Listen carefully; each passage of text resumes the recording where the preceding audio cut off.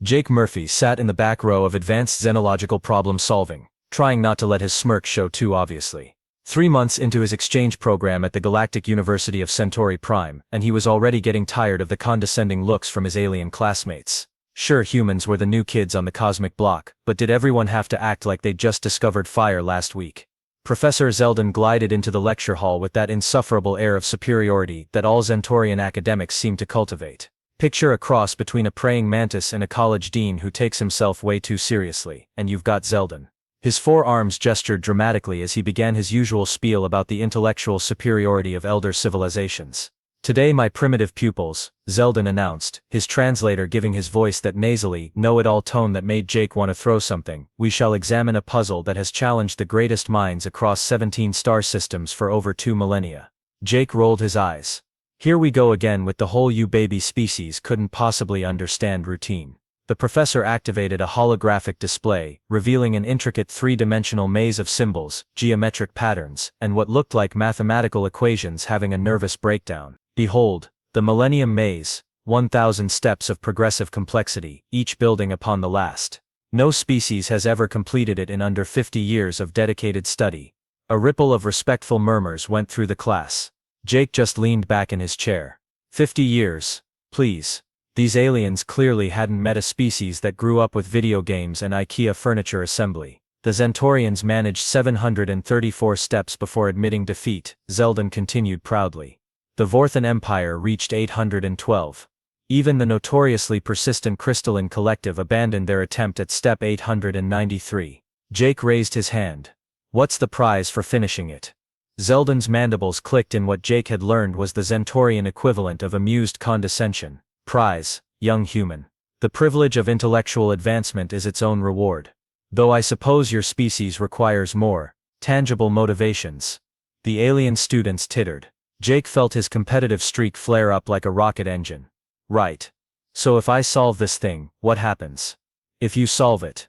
Zeldin's translator practically dripped sarcasm. "My dear primitive mammal species with brain capacities 3 times your own have failed. But very well. Should you, against all probability and logic, complete the Millennium Maze, I shall personally recommend you for advancement to the doctoral program." Jake grinned. "Deal." Jake strolled into the university's puzzle laboratory the next morning with all the confidence of someone who'd beaten Dark Souls without dying. How hard could it be, really?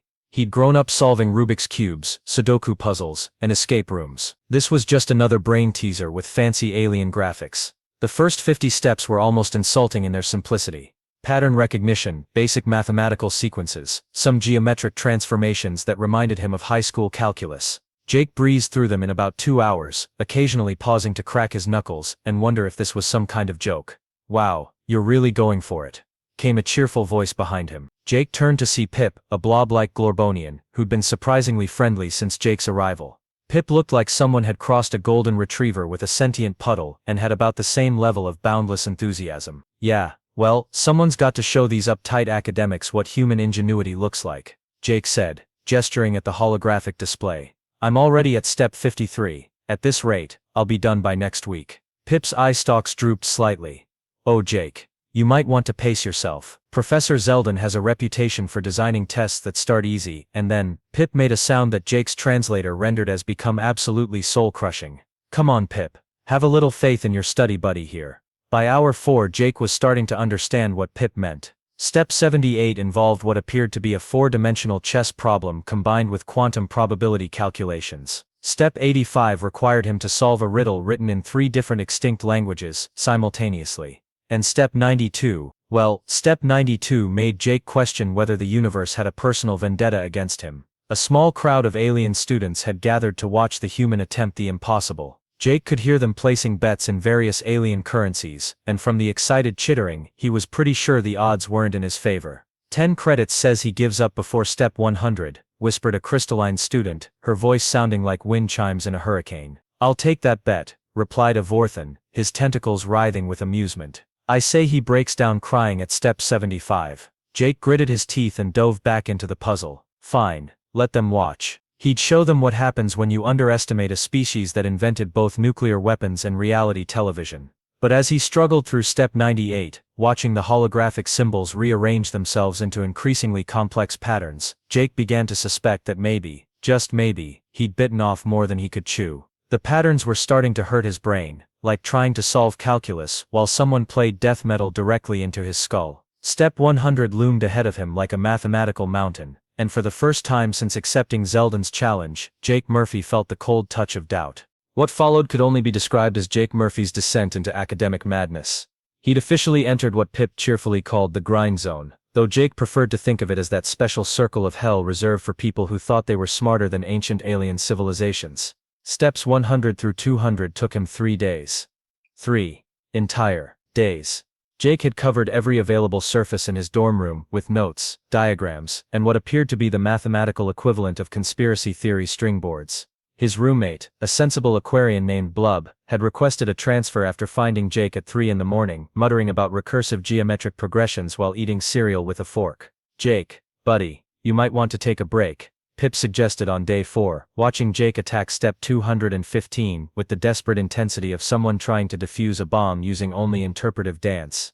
"Can't stop now," Jake mumbled through a mouthful of energy bar. "I'm starting to see the pattern. It's all connected, Pip. The mathematical sequences from the first 100 steps are feeding into the geometric transformations, which are modifying the linguistic puzzles, which are." Jake gestured wildly at his wall of notes, looking like a madman explaining why cats are secretly controlling the economy. The alien student audience had grown considerably. Word had spread throughout the university that a human was actually attempting the Millennium Maze, and apparently this was the most entertainment the campus had seen since the great food fight of Stardate 2387. They'd started bringing snacks. Day 6, and the human subject appears to be developing what we call puzzle psychosis, observed Dr. Crix, a Zentaurian psychology professor who'd begun documenting Jake's mental deterioration for academic purposes. "Note the wild hair, the constant muttering, and the disturbing relationship he's developed with that holographic display. Is he talking to it?" asked a student. "Oh yes, he's named it Gerald." Jake had indeed begun addressing the puzzle display as Gerald, mainly to complain about its unreasonable expectations and poor life choices. "Come on, Gerald, we've been through this. If the third-dimensional matrix shifts counterclockwise, the probability cascade should resolve to positive integers, not whatever that abomination is supposed to be." Step 300 was a breakthrough. Jake solved it in only 4 hours, then did a victory dance that involved what could generously be called interpretive movement, and what was more accurately described as a human having some kind of episode. Steps 301 through 400 were a blur of caffeine, determination, and increasingly creative profanity. Jake had developed his own notation system, created color-coded charts that would make NASA jealous, and started wearing the same lucky shirt for 6 days straight because he'd been wearing it when he cracked step 300. By step 500, Jake was a legend. Not necessarily a good legend, but definitely a memorable one. Alien students were skipping their own classes to watch the humans slow spiral into puzzle-induced madness. Some had started a support group called Beings Concerned about Jake's mental health, though their meetings mainly consisted of betting on whether he'd solve the next 10 steps or finally snap completely. "He's at step 600,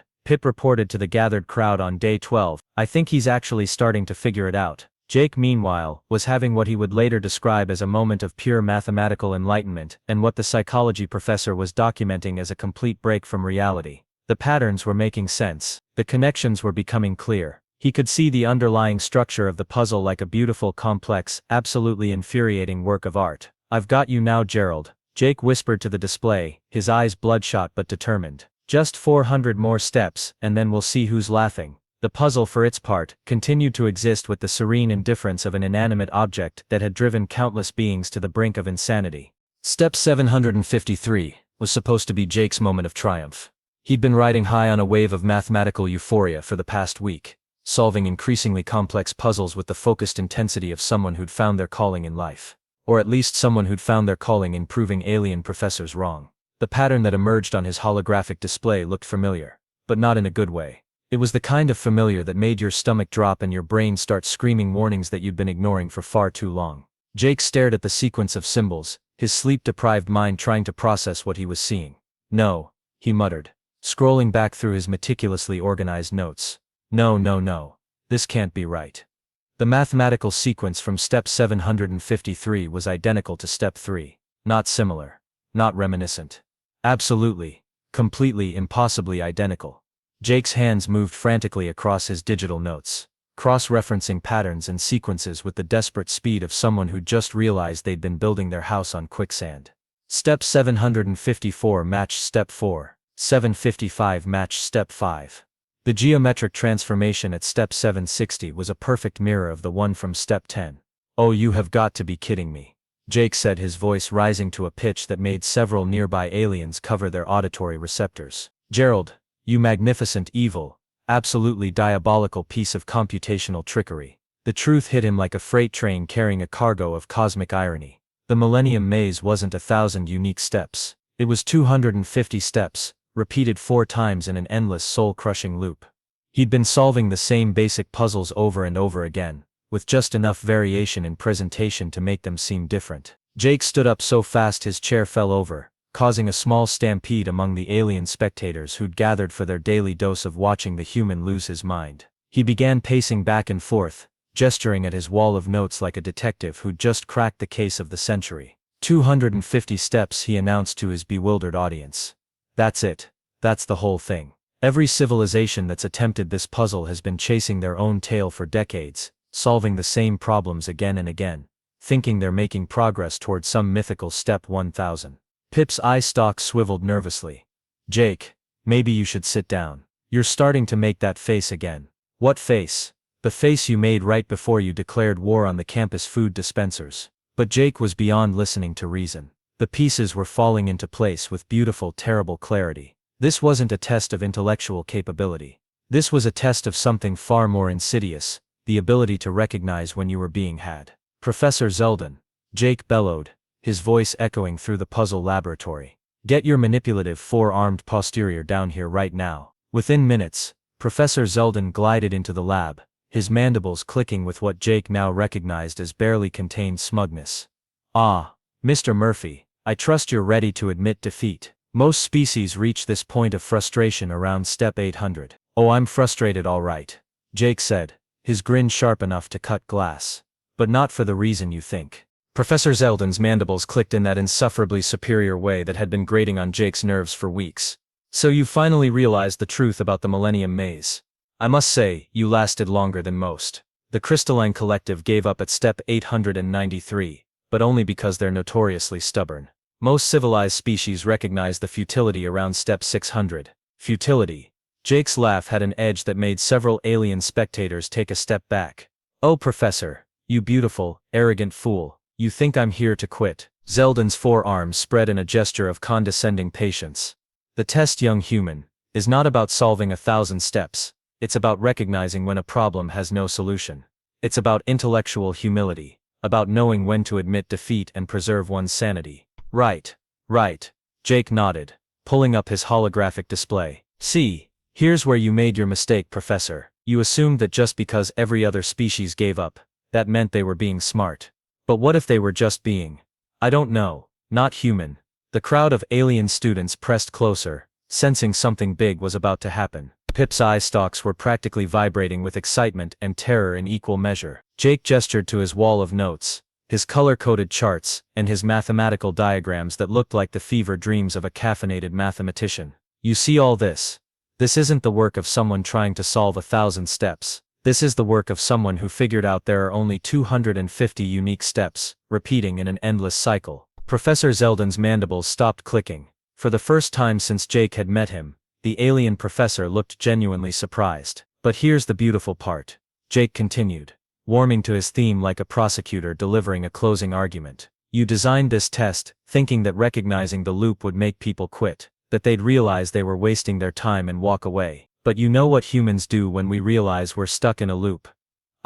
What do you do?" Zeldin asked, and Jake could swear he heard a note of actual curiosity in the translator. "We break the damn loop." Jake activated his holographic display, but instead of showing the familiar maze interface, he'd reprogrammed it to display something entirely different. A 3-dimensional map of the puzzle's structure, with each of the 250 steps color-coded and connected by flowing lines that showed how they fed into each other. "Ladies, gentlemen, and assorted non-binary life forms," Jake announced to his audience, "I present to you the true solution to the Millennium Maze. Not 1,000 steps leading to enlightenment, but a beautifully designed psychological trap that tests whether a species is smart enough to recognize patterns, and stubborn enough to do something about it. The display rotated slowly, showing the elegant mathematical relationships between each step in the loop. Jake had mapped every connection, every recursive element, every point where the puzzle fed back into itself. It was, even he had to admit, absolutely gorgeous in its complexity. The answer isn't step 1000, Jake continued, his voice gaining confidence as he saw the expressions of amazement on the alien faces around him. Step 1000 doesn't exist. The answer is understanding that the puzzle is asking the wrong question. It's not can you solve 1000 steps, it's can you recognize when someone is trying to waste your time, and are you clever enough to turn their trick back on them? Professor Zeldin stared at the display, his forearms moving in what Jake had learned was the Zentorian equivalent of nervous fidgeting. This is unprecedented. No species has ever mapped the complete structure before. Most simply recognize the repetition and abandon the exercise. Yeah, well, Jake said, crossing his arms with satisfaction. Most species probably didn't grow up with older siblings who thought putting their homework in an endless loop was the height of comedy. I've seen this trick before, Professor. The only difference is the scale. The alien audience erupted in excited chatter, their various translators creating a symphony of amazement, confusion, and what sounded like several different species placing new bets on outcomes they hadn't previously considered possible. Pip bounced excitedly. So what happens now? Did you solve it? Did you win? Jake looked at Professor Zeldin, who was still staring at the holographic display with the expression of someone whose entire worldview had just been gently but firmly relocated.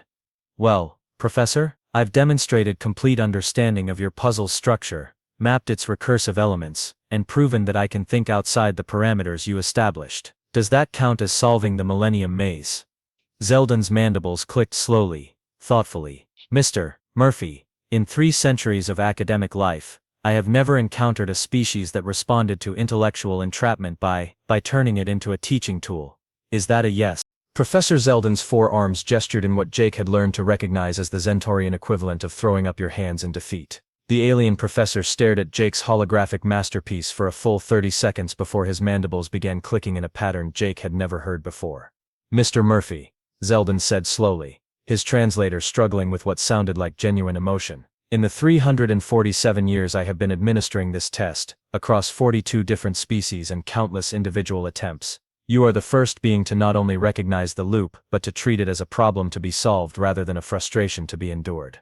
The crowd of alien students had gone completely silent, which Jake was pretty sure was the galactic equivalent of holding your breath. Even Pip had stopped bouncing, his eye stalks focused intently on the exchange between human and professor. Jake couldn't resist the opportunity for a little dramatic flair. So what you're telling me, Professor, is that the answer to your Millennium Maze is that there is no step 1000. The puzzle is designed to test whether a species will recognize futility and quit, or keep grinding away forever in an endless loop of intellectual masturbation. Several aliens made choking sounds that their translators rendered as shocked gasps. Apparently, intellectual masturbation was considered quite vulgar in several galactic languages. Essentially, yes, Zeldin admitted, his voice carrying what Jake could swear was a note of grudging respect. The Millennium Maze was created by the ancient Vorlon civilization as what they called a wisdom filter. It was designed to separate species that could recognize meaningless complexity from those that would waste centuries chasing an impossible goal. Right, Jake said, warming up for his victory lap. So basically, you've been giving students homework that's specifically designed to waste their time, just to see if they're smart enough to realize you're wasting their time. That's some next-level academic trolling, Professor. I'm actually kind of impressed. The alien audience erupted in what Jake assumed was laughter, though it sounded more like a symphony of dying vacuum cleaners having an argument. Professor Zeldin's mandibles clicked rapidly, and Jake was pretty sure the professor was trying not to laugh himself. However, Zeldin continued, raising one of his 4 hands for silence, what makes your solution unique is not just that you recognize the pattern. The crystalline collective figured that out around step 800. The Vorthans suspected it by step 750. What makes your approach distinctly human is that instead of accepting the loop as a reason to quit, you treated it as a new puzzle to be solved. Jake shrugged with the casual confidence of someone who'd just pulled off the academic equivalent of a mic drop. Yeah, well, we're kind of stubborn that way. You tell a human that something can't be done, and we'll either prove you wrong or die trying. Sometimes both. And that, Zeldin said, his forearms spreading in what Jake recognized as a gesture of formal acknowledgement, is precisely why I am not only recommending you for advancement to the doctoral program, but also suggesting to the university administration that we retire the Millennium Maze as a standard assessment tool. The alien students exploded into chaos. Jake caught fragments of excited chatter through the various translators, something about unprecedented outcomes, paradigm shifts, and what sounded like several species asking if they could audit Jake's future classes. Pip bounced over, practically vibrating with excitement. Jake, you did it. You actually did it. You solved the unsolvable puzzle. Nah, Jake said, looking back at his holographic display with satisfaction. I just solved the puzzle that was actually there instead of the puzzle I thought was supposed to be there. Turns out the real Millennium Maze was the assumptions we made along the way. Professor Zeldin approached, extending one of his 4 hands in what Jake had learned was the Zentorian gesture of respect between equals. Mr. Murphy, I believe I owe you an apology. When you first arrived, I assumed your species lacked the intellectual sophistication for advanced academic work. I was incorrect. Jake shook the offered hand, grinning. Apology accepted, Professor. Though for the record, you weren't entirely wrong. We're definitely not sophisticated. We're just too stupid to know when we're supposed to give up. And perhaps, Zeldin mused, his mandibles clicking thoughtfully, that particular form of stupidity is actually a very advanced form of intelligence. Jake looked around at the crowd of alien students, at his wall of obsessive notes, at the holographic display showing his complete analysis of the loop that had stumped civilizations for millennia, and at Pip bouncing excitedly beside him. You know what, Professor? Jake said, shutting down his display with a flourish. I think that might be the nicest thing anyone's ever said about humanity. We're too stupid to quit, too stubborn to accept impossible, and just clever enough to turn our biggest weaknesses into our greatest strengths. Indeed, Professor Zeldin agreed, and I suspect that combination is going to make the rest of your academic career very interesting. Jake Murphy, the human who'd solved the unsolvable by refusing to accept that it was unsolvable, just smiled and started packing up his notes. After all, he had a doctoral program to prepare for, and something told him the real challenges were just getting started. Outside the puzzle laboratory, word was already spreading throughout the Galactic University. The humans had arrived, and they played by completely different rules.